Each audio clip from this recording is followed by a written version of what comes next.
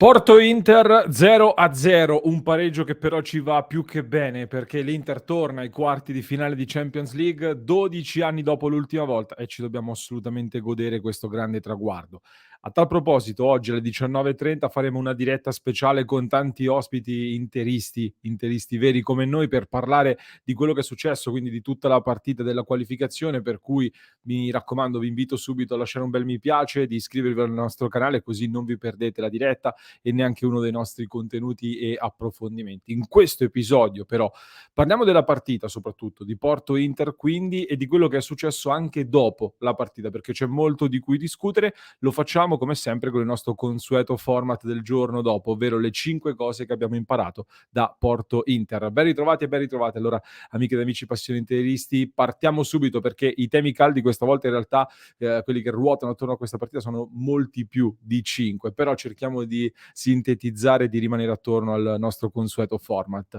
Iniziamo quindi dalla partita in sé, punto numero 1. Il fine giustifica i mezzi, abbiamo detto subito, l'abbiamo scritto anche sul nostro sito, non è stata la miglior partita dell'Inter, questo ovviamente lo sappiamo tutti, la squadra di fatto ha un po' rinunciato al controllo del gioco, ha lasciato al Porto l'iniziativa, ha lasciato a loro il controllo della gara e si è difesa invece più che altro con ordine per provare poi a ripartire. E in questo senso, come dicevamo anche in diretta, forse la scelta di affidarsi a Dzeko in attacco con Lautaro Martinez piuttosto che a Lukaku non ha pagato moltissimo.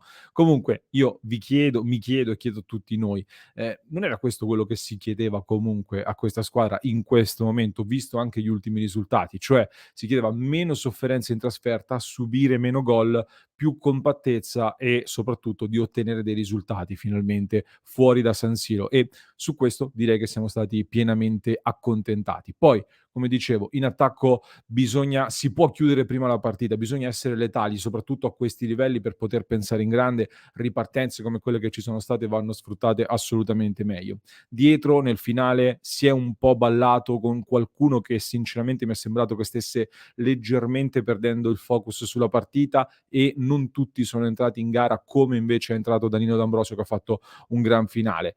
Poi tra infortuni, stanchezza e altri problemi, gli ultimi 10 minuti di fatto sono stati davvero l'unico momento secondo me di sofferenza in una partita che è scivolata via però senza troppe difficoltà, che ha portato l'Inter quindi ai quarti di finale senza soffrire troppo fino appunto agli ultimi 10 minuti. Un traguardo storico, dicevamo, visto che mancava da tantissimo tempo e che porta tutta una lunga serie di benefici veramente importanti e veramente enormi, dalle motivazioni, nuove motivazioni per la squadra, un aumento del valore dei calciatori che vanno più in vetrina, una vetrina che vale anche per lo stesso club che entra tra le prime 8 d'Europa, un'ulteriore diciamo esperienza che si accumula sulle spalle di tutti questi calciatori che diciamo non tutti sono abituati a questi livelli. Ci sono poi i premi UEFA che aumentano, gli sponsor, c'è un avanzamento nel ranking UEFA che blinda praticamente la partecipazione alla prossima Champions nel caso in cui ci dovessimo qualificare, come ovviamente ci auguriamo, partendo dalla seconda fascia e soprattutto il diritto di continuare a sognare, perché poi questa è la cosa più importante per tutti i tifosi. Poi alla prestazione, al bel gioco, quello che vogliono tanti, ci penseremo magari un'altra volta. Punto numero 2, visto che ho accennato anche ai singoli, Cialanoglu e Darmian hanno fatto una partita sontuosa sicuramente entrambi, però questa secondo me è stata la serata che più di tutti consacra Onana, nel senso che fin qui anch'io ho detto che, senza alcun dubbio Onana doveva e deve essere il portiere titolare dell'Inter in questo momento. Però avevo anche detto che doveva ancora fare delle partite in cui risultasse assolutamente decisivo, come è nelle sue potenzialità. Questa qualificazione secondo me ha tanto Onana dentro, ci sono tanti dei suoi meriti diciamo in questa qualificazione perché la partita importante sul campo del Porto si aggiunge alla prova importantissima anche dell'andata. Un portiere di 27 anni ancora da compiere tra qualche settimana, ha già un'esperienza da vendere e, come ho sempre detto, aveva solo bisogno di giocare con continuità. Tanto carisma, portiere esplosivo, doti tecniche e atletiche importantissime. Poi potrà commettere qualche errore di tanto in tanto, però su questo punto vi consiglio di ascoltare la sua intervista a DAZN se non l'avete ancora fatto, perché dice tutto su questo. Arriviamo al punto 3 e anche ai tasti un po' dolenti, perché c'è qualcosina, da commentare anche da questo punto di vista.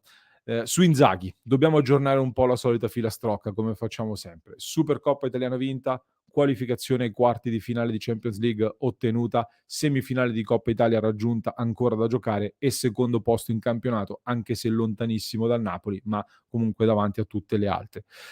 Passa ai quarti di finale, raggiunge un traguardo storico ed importantissimo per l'Inter, anche dal punto di vista economico, come dicevamo. Poi Inzaghi in conferenza stampa si lancia in alcune dichiarazioni che stanno facendo molto discutere, che come accade spesso stanno dividendo i tifosi. Quali sono le dichiarazioni per chi se le fosse perse?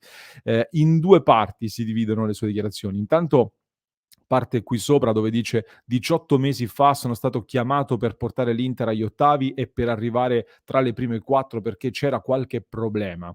Questo è il primo accenno. Poi la seconda parte è quella un po' più pesante. So il lavoro che ho fatto con il mio staff e con i grandissimi uomini che alleno. Negli ultimi 12 anni l'Inter ha vinto un solo scudetto e ha creato qualche problemino a livello economico. In 12 anni solo quello. Poi in 18 mesi l'Inter ha vinto 3 trofei, è andata una volta agli ottavi di Champions e una volta ai quarti di finale. Però è facile parlare di Simone Inzaghi perché educazione ed intelligenza sono spesso fraintese nella vita. Non ho nessun problema, parlerò quando avrò voglia e tempo perché lo devo a me stesso e ai miei familiari. Ci è andato giù abbastanza pesante con queste dichiarazioni Inzaghi. Le trovate tutte sul nostro sito passioneinter.com, vi invito ovviamente a recuperarle lì per leggerle in maniera integrale.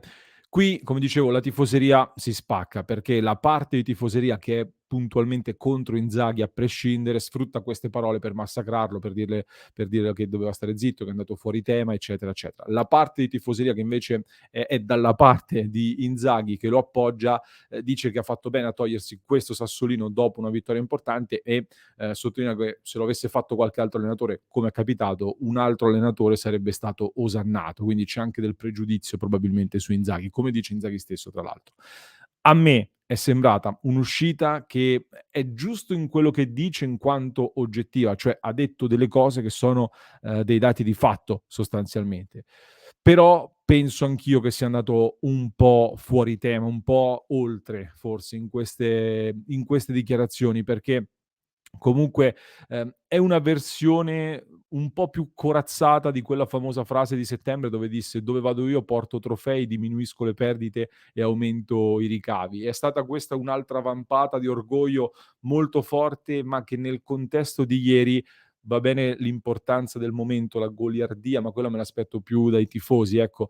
Mi suona nel contesto di ieri come la dichiarazione di un allenatore che probabilmente sa già che a fine stagione se ne andrà. Questa è la sensazione che arriva a me. Per questo a me stona, anche il fatto che dica: "Non è questo il momento di parlare, parlerò quando avrò voglia", e poi invece dice tutto questo di fatto e, aggiunge che: "Dovrò parlare perché lo devo a me e alla mia famiglia".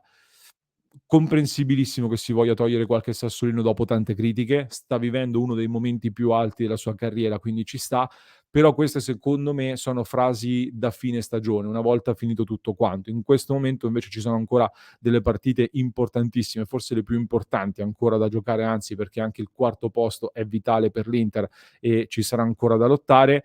A me questa restituisce ancora una volta un'immagine di una lotta interna che sta avvenendo probabilmente anche con lo stesso Marotta, che invece con il suo modo molto più diplomatico negli stessi istanti in cui Inzaghi diceva questo, a Mediaset Marotta stava dicendo che Inzaghi è stato troppo criticato e anche qui, anche Marotta però ecco, mi pare che sia tra quelli che a suo modo ha messo Inzaghi sulla graticola o lo ha messo quantomeno in discussione. E a tal proposito, punto numero 4, che dopo vittorie così importanti ci sia la sfilata dei vertici da Marotta, soprattutto il presidente Zanga, che vanno subito a parlare con Zang che tra le altre cose fa un po' le solite dichiarazioni prestampate senza grandi cose di rilevanti da sottolineare, mi lascia un pochettino perplesso. Ecco, dopo Bologna a parlare ai microfoni ci va Lautaro Martinez a prendersi la responsabilità, Marotta invece va il giorno dopo a Sky e dice che devono pensarci allenatore e squadra a risolvere la questione. Dopo Porto si presentano un po' tutti quanti. Ci sta, però mi dispiace perché l'immagine che ne esce fuori almeno è quella che tra tanti giocatori col futuro ancora da decifrare, scadenze di contratti, prestiti, eccetera, eccetera, questi botte e risposte interni mi sembra che emerga anche una certa dose di individualismo, soprattutto in un momento in cui invece, come dicevo, così delicato, così importante, serve un gruppo molto solido perché ci giochiamo la parte più importante della stagione. Comunque, andiamo in chiusura. A proposito di futuro in bilico e dichiarazioni, sempre su Marotta, ha toccato di nuovo anche il tema Lukaku. Lukaku è stato molto breve, ecco, il passaggio su Lukaku. Ha detto che essendo arrivato in prestito dal Chelsea, al 30 giugno tornerà a Londra al Chelsea. Lo aveva detto una cosa simile anche pochi giorni fa, aveva aggiunto però che poi si sarebbero fatte ulteriori valutazioni eventualmente. Questa volta non viene detto e a me ascoltandolo è sembrato un pochino più netto e quindi ad oggi anche questo messaggio di Marotta mi fa pensare che Lukaku possa essere considerato più fuori che dentro in vista della prossima stagione. Vedremo. Prima c'è un altro appuntamento più importante sicuramente da commentare, quello di venerdì con il sorteggio per i quarti finali di Champions League. Lo seguiremo in diretta sui nostri canali, quindi vi aspettiamo ovviamente per seguirli insieme a noi, per scoprire l'avversaria dell'Inter. Non ci saranno vincoli, quindi si può affrontare chiunque. La domanda che faccio e che faccio a tutti voi è: derby sì o derby no? Vorreste un derby ai quarti di finale di Champions League oppure è meglio un altro avversario?